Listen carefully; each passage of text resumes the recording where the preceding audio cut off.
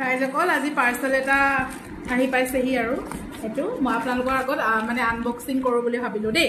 গতিকে আপোনালোকে চাওক কেনেকুৱা লাগিছে, কিনো অৰ্ডাৰ দিছিলোঁ মই সেইটো দেখাই দিছোঁ। আৰু আপোনালোকেও এনেকুৱা বস্তু যদি ভাল লাগে তেতিয়াহ'লে ল'ব পাৰিব দেই মোৰ পৰা। ডাইৰেক্টলি আপোনালোকৰ DTDC থ্ৰুৱেদি পঠোৱা হয়। যদিহে ভাল লাগে জনাব আৰু দেই সকলোৱে, হ'বনে ৰাইজ?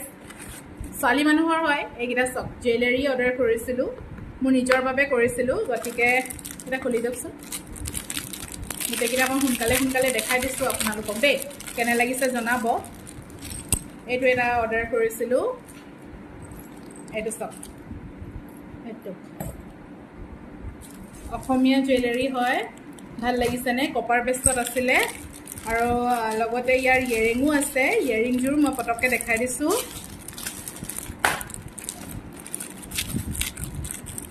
ইয়েৰিংটো এটা দেখাই দিছোঁ দেই, য়েছ এইটো দেখিলে। নেক্সট এইটো এটা ঢোলবিৰি হয়, এইটো এটা অৰ্ডাৰ কৰিছিলোঁ, কেনেকুৱা লাগিছে জনাব দেই। ঢোলবিৰিটো এইটোৰ লগতো আছে বাৰু, সেইটো দেখাই আছোঁ। আৰু এইযোৰ এডাল কপাৰ বেষ্ট হয়, জুৱেলাৰীকেইটা একদম খুব কম ৰেঞ্জৰ হয়, 3টা।